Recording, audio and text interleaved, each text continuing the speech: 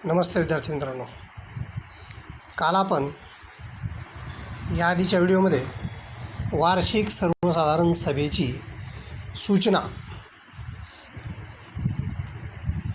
पाहिली होती. विद्यार्थी मित्रांनो, आपण सध्या पाहत आहोत ऑफिस मोटिवेशन प्रॅक्टिकल चॅप्टर 1मध्ये आणि या चॅप्टरमध्ये सर्व सभा आहेत, वेगवेगळ्या प्रकारच्या सभा आहेत आणि त्याच्या सूचना आणि कार्यक्रमपत्रिका सभासदांना कशा पाठवल्या जातात याच्याविषयी आपण अभ्यास करत होतो. आणि या अगोदरची जी आपण सभेची सूचना पाहिली ती सभेची सूचना होती वार्षिक सर्वसाधारण सभेची सूचना स्वतंत्रपणे, आणि त्यासोबतच त्या सूचनेसोबत आपण काय पाठवलं होतं, प्रतिनिधीपत्रक. काय प्रतिनिधीपत्रकाचा फॉर्म, म्हणजे सभासद जर सभेला हजर राहू शकत नसतील तर त्यांच्या वतीने दुसऱ्या माणसाला प्रतिनिधी म्हणून किंवा रिप्रेझेंटेटिव्ह म्हणून त्या ठिकाणी सभा अटेंड करता यावी म्हणून जो एक फॉर्म पाठवला जातो त्या फॉर्मला म्हणतात प्रतिनिधीपत्रक. आणि ते प्रतिनिधीपत्रक आणि कार्यक्रमपत्रिका सभेच्या सूचनेसोबत दिली जाते. तर या ठिकाणी आपलं जे वार्षिक सर्वसाधारण सभा आहे याच्यातली कार्यक्रमपत्रिका याची काय करायची राहिली, आपली कार्यक्रमपत्रिका कशी असते आणि या वार्षिक सर्वसाधारण सभेची कार्यक्रमपत्रिका स्वतंत्रपणे त्यांनी या ठिकाणी दिलेली आहे. विद्यार्थी मित्रांनो, या वार्षिक सर्वसाधारण सभेच्या कार्यक्रमपत्रिकेचं स्वरूप आपण आता या ठिकाणी काय करत आहोत, पाहत आहोत. मागील नमुन्याप्रमाणेच या ठिकाणीसुद्धा त्यांनी काय केलेलं आहे, ज्या कंपनीचा पत्ता आहे तो मधोमध टाकलेला आहे. चौकोन आखून घ्यायचा, शीर्षक ठिकाणी मधोमध काय काम करायचं, मधोमध जी कंपनीचं नाव आहे ते तुम्ही बदलूही शकता. आणि या ठिकाणी जे दिलेलं आहे ते जर टाकायचं असेल तर या ठिकाणी त्यांनी टाकलं आहे ABC इंजिनिअरिंग लिमिटेड. काय टाकलेलं आहे, ABC engineering limited, ABC engineering limited, Anand chamber, Shivajinagar, Pune. बरोबर आहे. हा जो पत्ता त्यांनी टाकलेला आहे हा पत्ता शीर्षक ठिकाणी मधोमध टाकायचा. आणि नंतर जी वार्षिक सर्वसाधारण सभेची कार्यक्रमपत्रिका हे जे टायटल आहे किंवा शीर्षक आहे हे शीर्षक त्याच्या खाली मधोमध घालायचं. आणि ते शीर्षक घालून झाल्यानंतर आपण काय करतो, या ठिकाणी जे कार्यक्रमपत्रिका आहे किंवा कार्यक्रमाचं जे स्वरूप आहे कशाच्या, वार्षिक सर्वसाधारण सभेमध्ये, कुठे, वार्षिक सर्वसाधारण सभेमध्ये जे विषय चर्चेला येणार आहेत त्या विषयाची सूची या कार्यक्रमपत्रिकेत असते. या ठिकाणी त्यांनी 1 ते 5 विषय या ठिकाणी आपल्याला काय केलेले आहेत, दिलेले आहेत. हे 1 ते 5 विषय या कार्यक्रमपत्रिकेमध्ये टाकायचे आहेत. तत्पूर्वी आपण या कार्यक्रमपत्रिकेची सुरुवात काय करत आहोत, या कार्यक्रमपत्रिकेची सुरुवात या ठिकाणी सुरू होते आणि एक त्या ठिकाणचं जे वाक्यरचना आहे ती त्या ठिकाणचा स्थळ, काळ आणि वेळ या ठिकाणी उल्लेखित असतात. आणि हे स्थळ, काळ आणि वेळ म्हणजे कशाच्या, सभेच्या. तर ते उल्लेख करत असताना या ठिकाणी ती लिहिलं आहे त्यांनी. सोमवार दिनांक 10 जुलै 2017 या ठिकाणीसुद्धा तुम्ही काय करू शकता, 2020 करा आणि चालू तारीख टाकून काय करू शकता, चालू तारीख 2020 करा. आणि त्या रोजी म्हणजे सोमवार दिनांक 10 जुलै 2020 रोजी सकाळी 10 वाजता, किती वाजता, 10 वाजता, आनंद चेंबर, शिवाजीनगर, पुणे. काय, आनंद चेंबर, शिवाजीनगर, पुणे येथे कंपनीच्या 5व्या वार्षिक सर्वसाधारण सभेची कार्यक्रमपत्रिका पुढीलप्रमाणे. विद्यार्थी मित्रांनो, या ठिकाणी त्यांनी सूचनेमध्ये सुद्धा त्यांनी काय कळवलं होतं की 5वी सभा आहे. बरोबर आहे. या ठिकाणी 5व्या वार्षिक सर्वसाधारण सभेसाठी अशा प्रकारचा तिथंही उल्लेख केला होता. इथंही या कार्यक्रमपत्रिकेत त्यांनी काय सांगितलेलं आहे, आपल्या कंपनीची काय आहे, 5वी वार्षिक सर्वसाधारण सभा आहे आणि 5वी वार्षिक सर्वसाधारण सभा आणि त्याचा जी कार्यक्रमपत्रिका आहे ती पुढीलप्रमाणे आहे म्हणून म्हणतात. तर हे असं त्यांचं सांगून सूचना झाली की नंतर आपण प्रत्यक्षपणे काय बघत आहोत, या ठिकाणी आपण या सभेमध्ये चर्चेला येणारे जे विषय होते ते विषय क्रमांक या ठिकाणी त्यांनी दिलेत. आणि ते 5ही विषयामध्ये आपण पहिला विषय बघूया. तो विषय होता मागील सभेचे इतिवृत्त कायम करणे.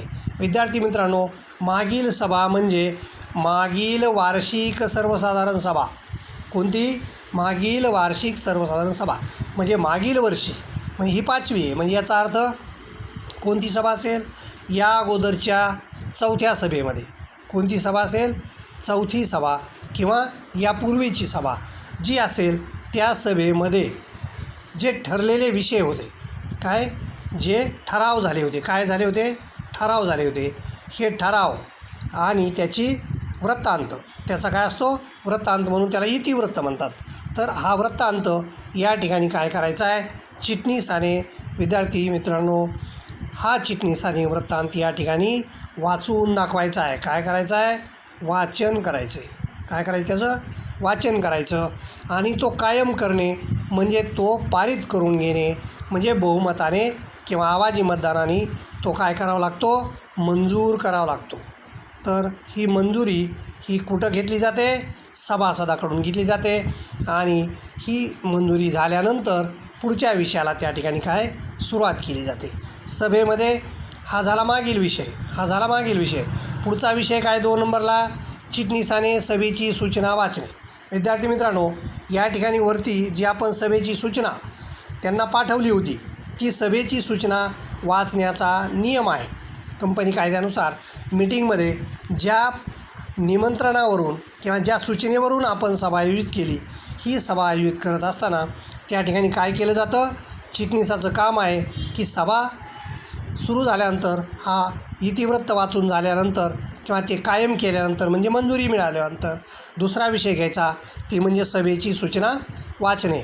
आणि सभेची सूचना जी लिखित पाठवली होती सर्व सभासदांना, त्याचा नमुना या ठिकाणी काय करणे, त्याचं वाचन करणे, वाचन करणे हे एक काम आहे.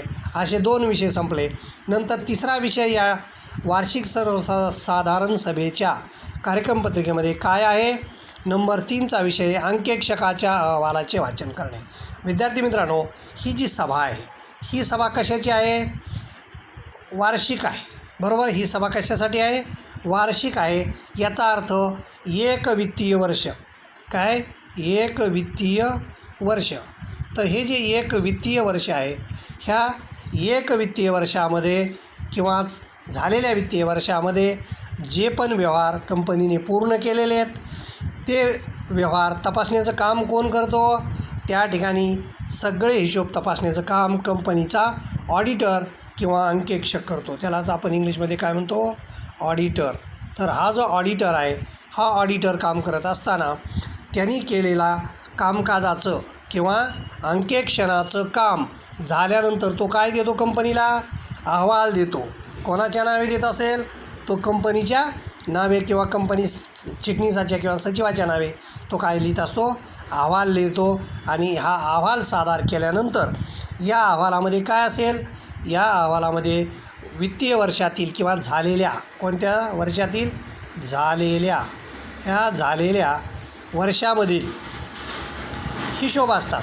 तपासलेले काय असतील, हिशोब किंवा ऑडिट झालेले, बरोबर आहे. हे जे ऑडिट झालेलं आहे कंपनीचं, ते म्हणजे आर्थिक लेखे या ठिकाणी तपासण्याचं काम कोणी केलेलं आहे, अंकेक्षकाने केलेलं आहे. आणि मग तो याच्यावर काय करतो, एक रिपोर्ट सादर करतो. तपासलेल्या याच्यावर काय करतो, तो रिपोर्ट सादर करतो. आणि हा जो रिपोर्ट आहे यालाच आपण अंकेक्षक अहवाल असं म्हणतो. यालाच काय म्हणतो आपण, अंकेक्षक अहवाल. आणि हा जो अंकेक्षक अहवाल आहे, त्याच्यामध्ये हा अहवाल सर्व सभासदांच्या समोर, वार्षिक सर्वसाधारण सभेत कोण असतं, सर्व सभासद असतात. हजर कोण असतात, सर्व सभासद असतात. आणि या सर्वांच्या सभेमध्ये किंवा सर्व सभासदांसमोर या अहवालाचं काय केलं जातं, वाचन केलं जाईल. आणि हे वाचन अंकेक्षकामार्फत अथवा चिटणीसामार्फत केलं जाईल. या चिटणीसाने हे अहवालाचं वाचन केल्यानंतर त्या अंकेक्षक अहवालासुद्धा या ठिकाणी तुम्हाला काय करावं लागते, मंजुरी घ्यावी लागते किंवा त्या ठिकाणी ते मंजूर करून घ्यावे लागेल, बरोबर आहे. म्हणजे या ठिकाणी अंकेक्षकाने जे तपासलेले हिशोब आहेत हे कंपनीचे बरोबर आहेत हे सांगण्याचं काम किंवा जसे तपासले आणि जे दिसलं ते त्या अहवालामध्ये त्यांनी काय केलेलं असेल, प्रकट केलेलं असेल. म्हणून हिशोब तपासणीचा अहवाल हा तिसरा विषय अतिशय महत्त्वाचा असतो. त्याचं वाचन झाल्यानंतर चौथ्या विषयाला या ठिकाणी विद्यार्थी मित्रांनो वार्षिक सभेमध्ये सुरुवात होईल. आणि चौथा विषय असतो या ठिकाणी कंपनीचे वार्षिक लेखे, काय, कंपनीचे वार्षिक लेखे आणि संचालक मंडळाचा अहवाल स्वीकारून त्यांच्यावर विचार करणे, त्याच्यावर काय करणे, विचार करणे. बघा या ठिकाणी पुढचा चौथा मुद्दा अतिशय महत्त्वाचा आहे, कंपनीचे वार्षिक लेखे. विद्यार्थी मित्रांनो, कंपनीचे वार्षिक लेखे म्हणजे या ठिकाणी कोणकोणते असतात? या ठिकाणी कंपनीच्या वार्षिक लेख्यामध्ये मुख्य बाब आहे ती म्हणजे त्या वर्षाचा टर्नओव्हर किंवा उलाढाल करण्यासाठी त्याचा ट्रेडिंग अकाउंट आहे की नाही, त्याचं काय ट्रेडिंग अकाउंट. हे जे ट्रेडिंग अकाउंट आहे, trading and profit and loss account, काय प्रॉफिट अँड लॉस अकाउंट, अशा पद्धतीचे हे जे लेखे आहेत हे ट्रेडिंग लेखे, प्रॉफिट अँड लॉस अकाउंट आणि बॅलन्स शीट आणि काय बॅलन्स शीट. तर हे जे बॅलन्स शीट आहे हे बॅलन्स शीट यालाच म्हणतो आपण वार्षिक लेखे. विद्यार्थी मित्रांनो, उद्योग व्यवसायामध्ये वार्षिक लेखे म्हणजे या ठिकाणी एक वित्तीय वर्षामध्ये किंवा झालेल्या वित्तीय वर्षामध्ये किंवा एका वर्षामध्ये आपल्या कंपनीला जो नफा तोटा झाला किंवा जी उलाढाल झाली आर्थिक व्यवहाराची, ती सर्व तुमच्या वार्षिक लेख्यामध्ये मांडलेली असते. मग त्यासाठी तुम्हाला काय करावं लागतं? नफा तोटा पत्रक तयार करावं लागतं. काय नफा तोटा पत्रक कंपनी तयार करते. हे नफा तोटा पत्रक तयार करते. नंतर आणखी काय तयार करते? ताळेबंद. काय तयार करते? ताळेबंद किंवा बॅलन्स शीट. ताळेबंद किंवा बॅलन्स शीट ह्या बाबी तयार केल्या जातात. आणि हे जे वार्षिक लेखे आहेत हे सर्वांना दाखवण्यासाठी या वर्षीचा कंपनीचा नफा किती झाला, विक्री किती झाली, उलाढाल किती झाली, स्थिर संपत्ती किंवा स्थिर मालमत्ता किती आहे, भांडवली गुंतवणूक किती आहे, कंपनीला देणं किती आहे, कंपनीला येणं किती आहे, ह्या सगळ्या बाबी आपल्याला कुठं समजतात? या कंपनीच्या वार्षिक लेख्यामध्ये दिसतील. आणि ह्या सर्व मांडल्यानंतर आणखी एक यातला विषय पुढं त्या ठिकाणी चिटणीसाने मांडायचा आहे, तो म्हणजे वार्षिक लेखे मांडून झाल्यानंतर संचालक मंडळाचा अहवाल. बघा, संचालक मंडळाचा अहवाल ही जे डायरेक्टर बोर्ड आहे, हे डायरेक्टर काय करतात? दैनंदिन कामकाज करत असतात कंपनीचं दैनंदिन कामकाज कोण पाहतात? डायरेक्टर किंवा संचालक पाहत असतात. म्हणून या संचालक मंडळाचा पण एक अहवाल असतो आणि त्यांना जे कंपनीची प्रगती दिसली किंवा जे त्यांचं म्हणणं आहे किंवा कंपनीचं जी पुढील वाटचाल असेल किंवा एक वर्षाचा जो अनुभव त्यांना आलेला आहे, तो संचालक मंडळाचा अहवाल किंवा रिपोर्ट, हा रिपोर्टसुद्धा या ठिकाणी काय केला जाईल?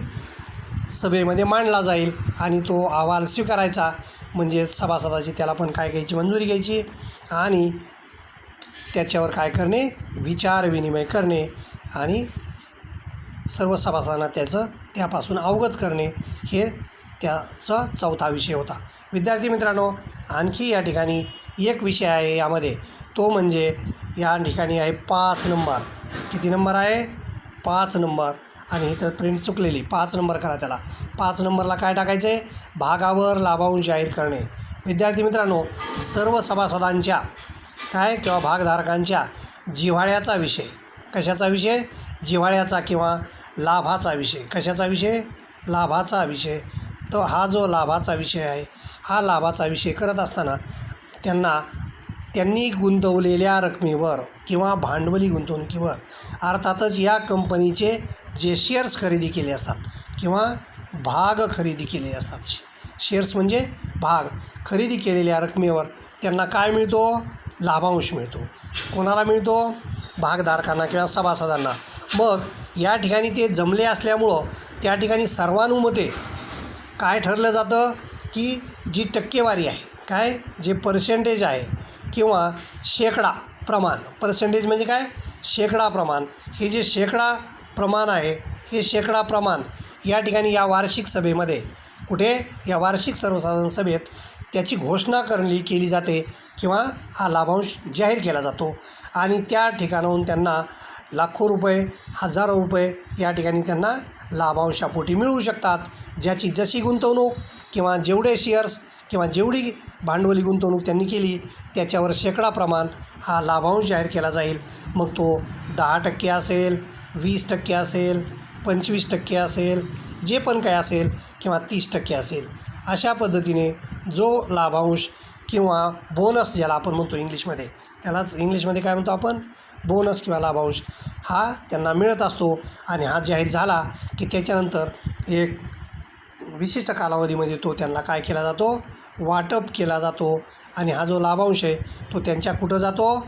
अकाउंटवर किंवा खात्यावर जात असतो. कुठं जातो? अकाउंटवर किंवा खात्यावर पोहोचतो भागधारकाच्या. विद्यार्थी मित्रांनो, या ठिकाणी 6वा मुद्दा आहे आणखी एक, तो म्हणजे हिशोब तपासणीसाची किंवा अंकेक्षकाची नेमणूक करणे. कोणाची नेमणूक करणे व त्याचा मोबदला ठरवणे. विद्यार्थी मित्रांनो, या ठिकाणी बघा, लक्ष द्या, एक बाब महत्त्वाची आहे, ती म्हणजे या ठिकाणी जो अंकेक्षक होता की नाही, यांनी त्या वर्षाचं काम ज्या अंकेक्षकाकडं सोपवलं होतं त्यांनी त्याचा अंकेक्षक अहवाल आपल्याला सादर केला होता. परंतु आता पुढील वर्षासाठी आपल्याला जर ऑडिटर किंवा या ठिकाणी हिशोब तपासणीस किंवा अंकेक्षक बदलायचा असेल किंवा त्याला कंटिन्यू करायचं असेल त्याच अंकेक्षकाला, तरी देखील त्याची काय करावं लागते, आपल्याला नेमणूक करावं लागते. ही जी नेमणूक आहे, ही नेमणूक करताना मुळात ती नेमणूक करत असताना त्याला सभासदांची काय लागते, परवानगी लागते. त्याला काय लागते, सभासदांची परवानगी लागते किंवा मंजुरी लागते. ही मंजुरी किंवा परवानगी विषय या ठिकाणी सभेमध्ये, वार्षिक सर्वसाधारण सभेमध्ये हा विषय मांडायचा आणि हा विषय मांडून या अंकेक्षकाची नेमणूक करणे, हा विषय मंजूर करून घेणे, बरोबर आहे. आणि त्यासोबतच त्याचं पारिश्रमिक किंवा मोबदला अंकेक्षकाला किंवा ऑडिटरला काय मिळत असतो, मोबदला मिळत असतो, बरोबर आहे. मोबदला मिळत असतो किंवा त्याचा मानधन मिळत असते. मग हा मोबदला किंवा मानधन ठरवणे म्हणजे किती हजार किंवा किती लाख रुपये किंवा 1 वर्षाचं एक वर्षाचं मानधन किंवा मोबदला किती रुपये त्याला द्यायचा, आणि ही जी रक्कम आहे किंवा रुपये आहेत हे ठरवून घ्यावं लागेल. आणि त्यासाठी हा विषय चर्चेला या ठिकाणी घेणं गरजेचं होतं. म्हणून त्यांनी हा या ठिकाणी 6वा विषय टाकला होता, हिशोब तपासणीसाची किंवा अंकेक्षकाची नेमणूक करून त्याचा मोबदला ठरवणे. विद्यार्थी मित्रांनो, अशा प्रकारची ही जी मुख्य विषय होते 6, ते या वार्षिक सर्वसाधारण सभेचे चर्चेचे विषय होते. हे सर्व कशाचे विषय होते, चर्चेचे किंवा मंजूर करून घेण्याची कार्यक्रमपत्रिका या ठिकाणी दिली. आणि लास्ट आयटम आहे जो नेहमीप्रमाणे औपचारिकता असते, ती म्हणजे अध्यक्षांनी काय करायचं आहे, उपस्थित सदस्याचे किंवा सभासदाचे काय करायचे, आभार मानायचेत आणि सभा संपल्याचं जाहीर करणं, बरोबर आहे. सभेचे अध्यक्ष काय करतील, या ठिकाणी उपस्थित सदस्याचे आभार प्रदर्शन व्यक्त करतील, सभेला हजर राहिल्याबद्दल त्यांचे आभार मानायचे आणि सभा संपल्याचं जाहीर करायचं. अशा प्रकारचं हे जे काम आहे ते या ठिकाणी त्यांनी पार पाडायचं आहे. आणि हे सगळे विषय या ठिकाणी चर्चेला घ्यायचे.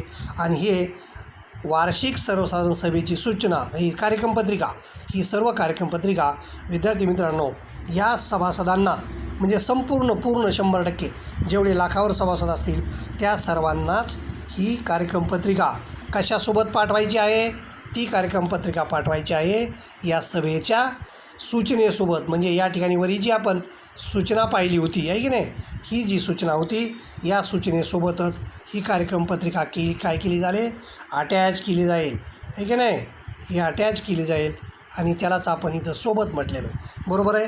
म्हणजे ही सूचना देणे किंवा पाठवणे आणि सूचनेला अटॅच या ठिकाणी काय पाठवणे, कार्यक्रमपत्रिका, वार्षिक सर्वसाधारण सभेची कार्यक्रमपत्रिका पाठवणे. अशा पद्धतीचा हा विषय होता. एकाच सभेवर आपण 2 व्हिडिओ बनवले आहेत विद्यार्थी मित्रांनो. एक आधीचा होता या सूचनेवर आणि दुसरा या कार्यक्रमपत्रिकेवर, बरोबर आहे. तर या ठिकाणी ठिकाण लिहा शेवटी तळाशी पुणे, का तर त्यांचं कार्यालय कुठलंही पुण्याचं आहे. आणि तारीख टाका, ज्या दिवशी सूचना पाठवली त्याच दिवसाची तारीख कार्यक्रमपत्रिकेवर टाकून द्या. आणि उजव्या साईडला या ठिकाणी ही कार्यक्रमपत्रिका पूर्ण करत असताना काय पाहायचं आहे, संचालक मंडळाच्या आदेशानुसार लिहा, कॉमा द्या आणि या ठिकाणी सही करा. आणि कोणाची सही आहे, चिटणीसाची, असं त्या ठिकाणी लिहा. आणि हा चौकोट करून या ठिकाणी या ठिकाणी सभेची वार्षिक सर्वसाधारण सभेची कार्यक्रमपत्रिका पूर्ण करा.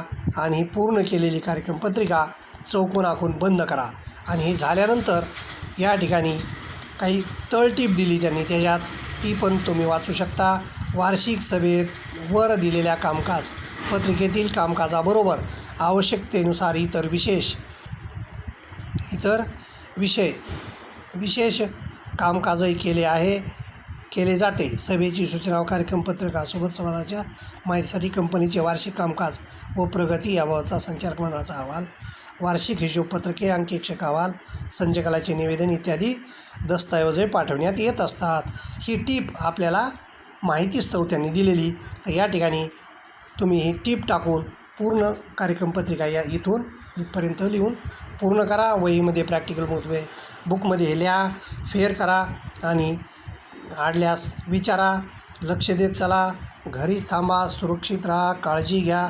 विद्यार्थी मित्रांनो, या व्हिडिओपुरतं मी आता काय करतो, थांबतो. धन्यवाद.